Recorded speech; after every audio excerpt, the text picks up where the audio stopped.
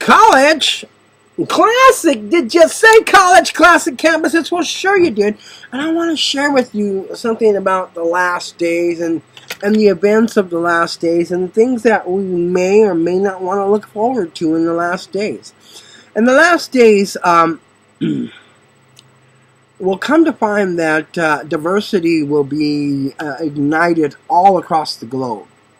Meaning that the traditional values of Allah, the traditional values of Eli, the traditional values of God, traditional values of the Spirit will be old-fashioned. And the guys are going to want to learn things that are cool. They want to nickname their sexual organ the beast and stuff like that. The problem is that you can't expect to give anyone that. Christ makes it clear, and sort of the Muslim teachings and sort of spiritual teachings, that we should have nothing to do with Satan. Nothing. We're told to flee from him, and they're told to execute it. It's an infidel. So, a lot of Islamics today want to call everybody who they want to rule infidel.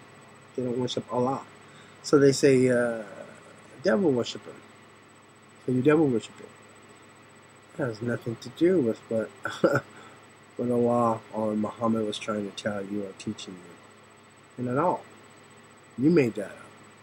Like Christians are doing too as well. Making it up.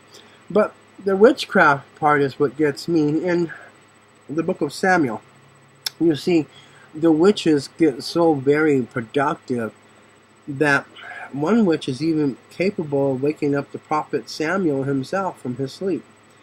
And he wakes up and he says, "Who has woken me from my sleep?" And it's Saul. And he says, "Oh, I go on to battle. Tomorrow you'll be sleeping with your fathers." It's funny because we don't actually think about, the word sleep as it is. But it is. It's not always tender and rest and peaceful. Sometimes you should live longer. So we see that witchcraft in today's time has, if you have a cat, an animal, a bird, people will come into your house and trespass against it and listen and watch you. Then when it's time to attack, they'll attack you. And we see that man Legion, he had 100 demons in the Bible, and they all went into the pigs and killed themselves. And excuse me, it's funny because today we see brothers and sisters not behaving as they used to, and we see their animals behaving more like them, and the dog coming up to you and just staring at you.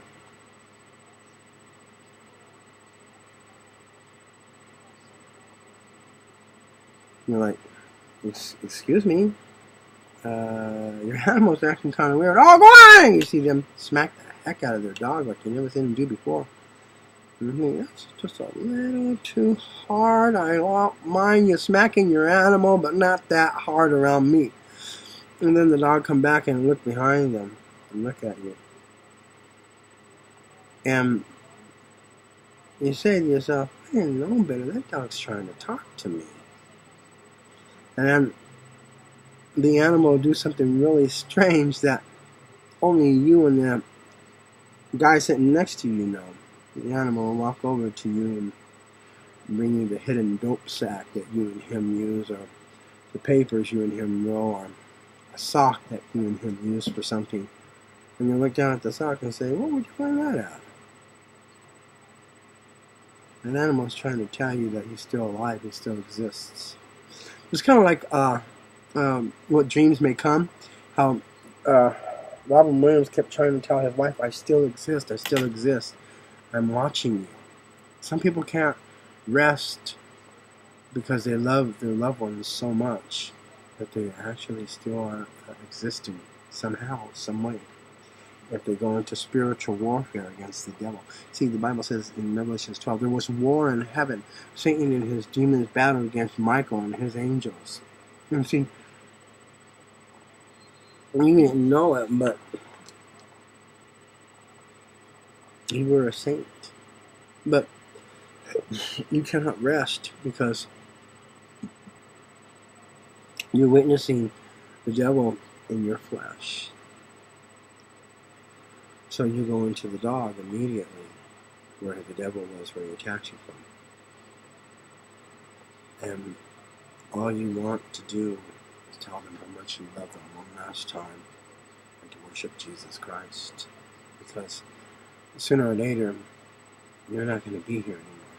And it hurts you to watch the man or the woman who's making love to your husband or your wife, raising your children. It hurts you because you know that that's a demonic step. I know this sounds horrible or crazy, but that's what's happening.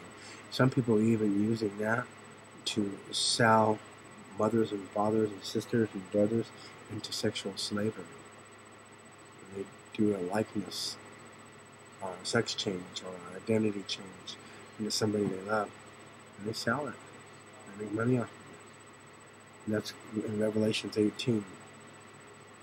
You'll find it all in Revelations 18. It's very disgusting. And you have to trust Jesus Christ to escape that. You have to get into the Bible and you have to read it. You have to continue to read it no matter what. TC Barnes' College Classic Campuses, I pray for you all.